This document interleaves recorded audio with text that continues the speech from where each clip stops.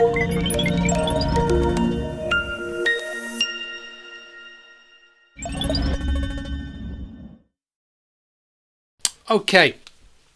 let's talk about Airbnb. Now, there's a massive misconception out there in the hospitality world that Airbnb is just for the domestic people. So if you've got a spare room in your house or holiday cottage or holiday rentals. Now, Airbnb is one of the biggest and fastest growing hospitality websites in the world. It was started in San Francisco by a couple of guys who couldn't pay their debts, who were right next to a massive conference center, and went out and bought blow-up mattresses and created a quick website and offered it to anybody coming to their conference who couldn't get a hotel room. That's how it was created. They paid the debts and they grew and grew and grew from there. And the reason why it's become so popular is that people now can get a different experience when they go on holiday. Now, I personally love Airbnb. I probably use it more than staying in a hotel, if I'm perfectly honest. On my honeymoon, me and my wife, we went traveling around America, and one of the first places we landed was Los Angeles. I used to live in Los Angeles, so I knew the area kind of well. We wanted to stay near Venice. Instead of going for your bog standard hotel, your Hilton or whatever, we went on Airbnb and we got a place right next to the beach for a fraction of the cost of a hotel room. And that's literally where so many people's booking patterns are going now. So much so that Booking.com, Expedia, Hilton's and all the big guys are starting to think a little bit differently. So for us, an independent hospitality owners, whether it's a hotel or a guest house, I am seeing good results on Airbnb. So I want to show you how you can get your property on Airbnb, and like I've said from the start, end of the day, let's get everything with just the basics. So let's get listed on all the big websites with just the basic listing. And if it proves popular, then we can go and delve into it further. The big struggle and the big error that I see so many people making is that when they create a listing, they do it all wrong. And if you do it wrong, you're going to get stung. And that is where people start saying, oh, Airbnb is crap. This is the homepage. As you can see, they are really going big on experiences at the moment. Don't worry too much about this just at the moment. It's still growing. They're only available in the larger cities at present, so LA and London, etc. But it will be coming. So if your property, for example, can do something like an experience, for example, one of my clients offers a wine tasting tour for free when they stay at the property. This could be something to add in at a later date. As you can see here, homes and featured destinations. It's really cool. It's really artsy, very hipstery, very millennial. But so many people are using this website now, so it'd be foolish to not take advantage of it. So let me go into the dashboard. So you create your account, and it's really easy to create an account. You just need a password, you need an email address, and then you can get started. So when you first log in, you go to your listing. Now the granary, for those who know by now, it is a 14-bedroom guest house, and it's got 3 holiday cottages. Now, what I recommend to get started, and be aware that I'm showing you the basics here, is just create a listing for 1 room. Really simple, really easy, 1 room. Now the biggest mistake that I see people make when they've listed their guest houses is that when they fill in the basic form, they're basing it on a normal holiday listing site like Booking.com, for example. So you would go onto Booking.com and say, I am a guest house, I've got 10 rooms, they're all individual, double room, single room, etc., etc. Airbnb don't think like that. Don't forget, it was made for the domestic people. So if you go in here and you say that I've got 16 bedrooms, I've got 20 beds, and I can hold 40 guests, that will sell your property on Airbnb that you will be able to host 40 guests in one booking, 16 rooms for one booking, and 20 beds for one booking. And then you're going to go price it at £80 for the night, and so a guest could potentially book it for all of that. And that's where it gets crazy. That's where accidents happen. So just to start with, whether you've got a 20-bed hotel and you're watching this, whether you've got a 5-bedroom guest house, just take one of your rooms. Take your best room. Take your favourite room. Whatever room that may be. Whatever one that comes to mind. And just submit that one.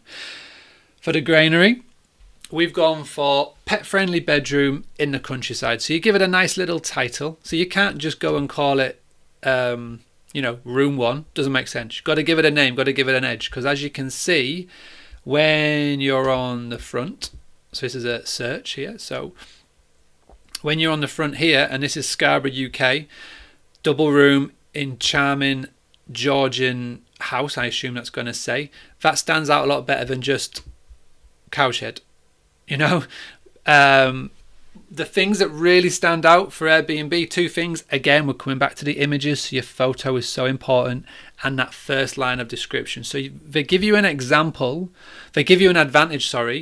over other listing sites where they let you sort of sell it in the description. So make sure that's cool. Let's change this here. So double room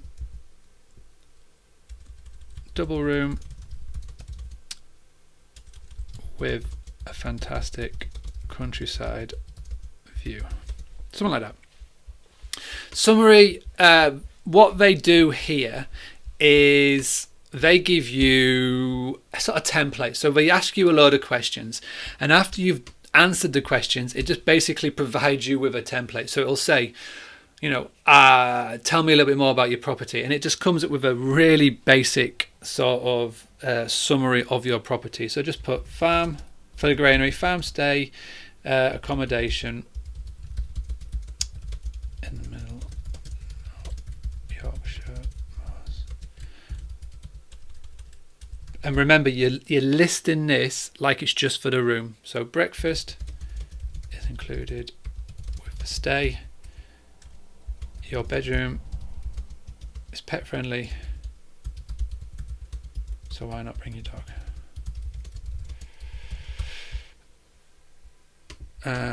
What else can we put here? Double room, double bed with bath and shower. Sweet. We provide the towels, bedding, and the fun. As you can see, the way I list the granary online is not your bog standard boring listing. I do like to make people smile and to take notice. That's just how I do my copy.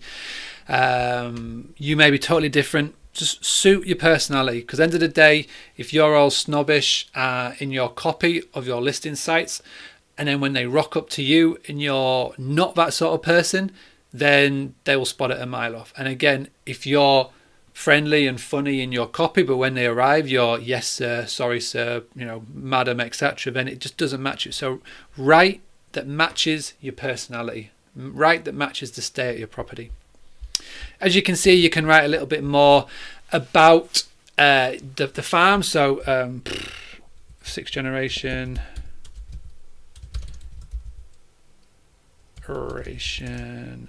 farm, the Simpson family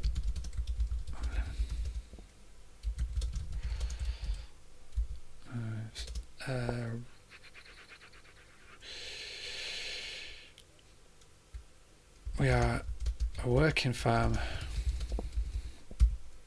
a working farm, so depending on the time of the year, you might be lucky enough to see some baby animals.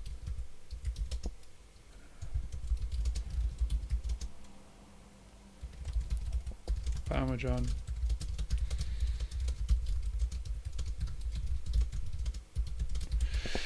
And again, they are asking you these questions, basing it on it being a holiday let or a rental. So if you already are a holiday let or a rental, this is easy. You've done this on every single website that you've listed on. For a guest house, it's a little bit different. So bearing in mind, just match it up to what you offer at the moment. So you will get your own key. You will have full access to the property. Something like that. Guest interaction. We live on site and are more than happy to answer any questions or issues you may have.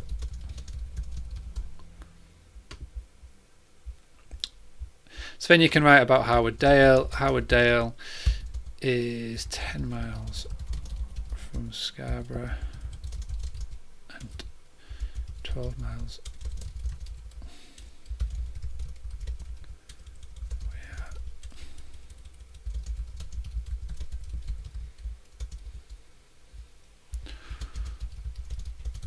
Seaside of a forestry.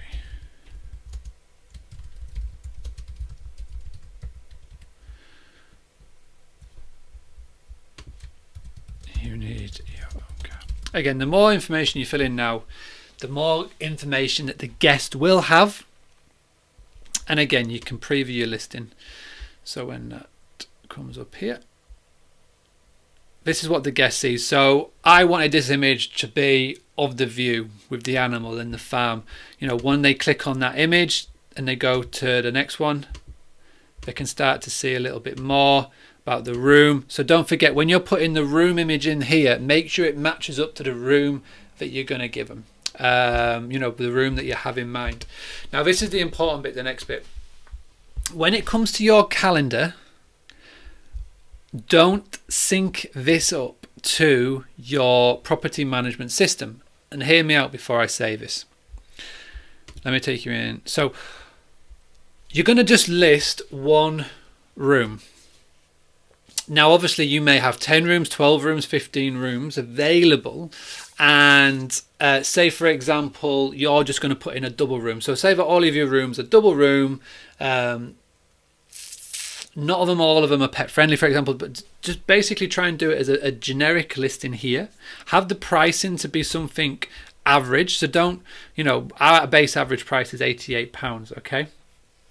Now here's what you're going to do. When it comes to the booking settings, there's two options that they give you on booking.com. Now there's the book instant. So basically as soon as a guest comes on, they can book straight there and then. I say turn that off. The reason being is that guests can book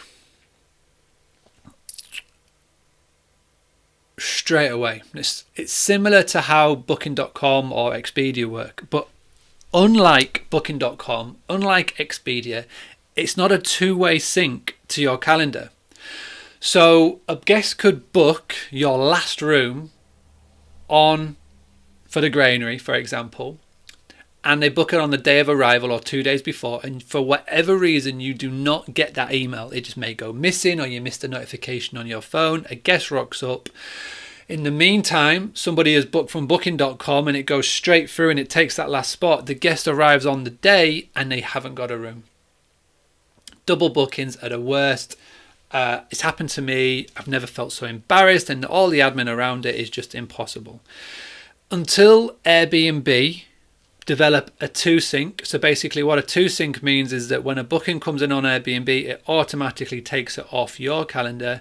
Then I do not recommend having the automatically book option on. Now they will say that your listing will be affected, that they won't, you won't appear on the search results as much, but it doesn't matter. Always have that option where the guest must send a reservation request. And what that is that when a guest sends a reservation request, you get a little email, you get a notification on your phone, you either accept it or you decline it. So this gives you the time to look at this in your own time. You can go to your calendar, go to your property management system and just match the availability to the guest request. And then you can knock it off on your property management system so nobody else can book it. Now look, you can see all the peer pressure that Airbnb are putting on me right now. Increase your earnings with Instant Book. Guest who meets all your requirements can book instantly. Otherwise, others will need to send a reservation request. Recommended. The peer pressure is there, but I never, ever, ever let them do an instant book. I did it when it first came out. Problems occurred. Okay, so going back to why to add one room. Add one room, do not sync your calendar up, have all the availability in the world, and then let guests send you reservation requests. Do that, you'll get more eyes on your page, and you'll be able to get a reservation request come through. If they can't get in that room, which is that pet friendly room, see if the other pet friendly rooms available. You know, I've got a lot of rooms and my cottages for the granary on Airbnb. So that is why I'm able to look at the pet friendly, the family, the doubles, the single, etc. That's the first. Guest requirements. Airbnb standard requirements: profile photo, confirmed email and phone number, payment information, agreement to house rules. So basically, you've got all of this in here. All it basically means is that Airbnb don't want to have idiots booking on their site. They're like a community. So this is why they ask, when you sign up to Airbnb, in the past you had to give them a profile picture, you had to do a government issued ID. The reason being that when Airbnb was first created, they're so different to any other listing site or any other business in the world. They went and got their core 100 customers, their core 100 people that were listing their properties on the site. And don't forget, when they first started out, it was just guests. It was just people with a spare room. And they said that one of the main issues that they had was safety. And they wanted to know who was coming to stay with them. So that is why, to be on Airbnb, they made you have a government ID. It's basically a copy of your passport, a copy of your driving license, so just so you could say who you say you were. Okay, going back to the basic listings again, just match up your house rules and your policies with what you have at present. You know, check in and check out. The bottom one is the cancellation one. So the way that Airbnb works with payments is that they charge the guest. The money sits in lieu on Airbnb, and then at the end of the month or after the stay, Airbnb pay you. So with your cancellation policy, you can have it as being flexible, moderate or strict. So if you have it as strict, if a guest, like I say, if a guest cancels, and it's pretty self-explanatory, 50% refund up until 1 week prior to arrival. So if I book now for the 1st of November at the granary and it's £100 a night and I stay for 2 nights, that's £200. As long as I cancel 1 week prior to arrival, then I will get £100 back and I'll lose £100. So the £100 will come to me and £100 back to the guest. You know, it's simple stuff. So try and match it, the cancellation policy, to what you do at the moment. Pricing. Again, Airbnb have got this new pricing rule where they can do smart pricing. Now, if we turn smart pricing on, what it does here is that it will, so we've got this here. So basically my base price is £88. So and what it does is it takes all the popular dates and all the non-popular dates. So what it will do, the maximum, it will automatically adjust every day. So if on a really quiet day, and it takes all the listings in Scarborough, if on a quiet, really quiet day, it will take my base price of £88 and knock it down to 87. I could even go down as low as 80. And then on really popular days, it will go up to 121. So that's how smart pricing works. It's new. Give it a try. You know, end of the day, they do it all for you, etc. But have a little play around with it. If you're not comfortable with smart pricing, just put your base price, and that is basically what the guest sees. Now, the only other change that you would need to do is if you were going to charge a cleaning fee or a security deposit, etc. on there. Now, what you will notice, and if anybody is on Airbnb and you've got a listing, you'll notice this, that say your price is £90, there's a service fee. Now, this is how Airbnb makes it money. Airbnb, compared to Booking.com and Expedia, only charges 5% commission. If you abide by their instant book policy, then it's 3% commission. So really low for hoteliers. Where they make the additional money is with service fees. So they charge the guest a service fee. So they're making money from you, the renter, and from the guest who's going to be booking. So if you ever go on and do a search and you're thinking, well, I'm only charging £100 a night, that should be 200 for £200, but then if the guest is spending more money, it's the service fee. Okay, so we've gone through smart pricing, length of stay, we've got all of that. Yeah, if you can basically, if you've got a rental property, you can offer a discount if they stay for a week. You know, if a guest ever wants to stay with me for a week, I'm always going to give them a discount, or a month. You know what I mean? So it's definitely well worth adding in there. End of the day, like with all of this, if a guest wants to make a booking, this will come through to me. It does not guarantee the booking, they're just inquiring. So play around with this. You know, it's definitely worthwhile doing. Right, so that's availability, which is good. Again, it's all pretty much self-explanatory here. But you can amend it all in there.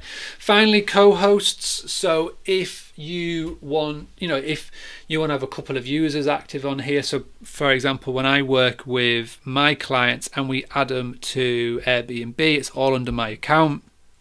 And then I just set them as a co-host so that we can both manage the account. They still get paid, but we'll just be able to both manage it together. And that's as simple as that, really. Airbnb. I would get started. What I want you to do now is to go to Airbnb and list your property. Get the best pictures. Don't forget the first 6 pictures sell your property, so make sure your pictures are spot on. Think of a nice little title here. Think of a nice little description and just list one room. If you want it to get set up and you're not confident of going live, send the link to me. I'm more than happy to have a look at it for you and give you my feedback. So that's Airbnb. I'm going to leave you there. The challenge and the task right now is to go and create a listing, get your pictures, get set up for one room, and then let me know how you go. Email mark@boostly, message me on Facebook, comment below, and I will see you for the next part of the course.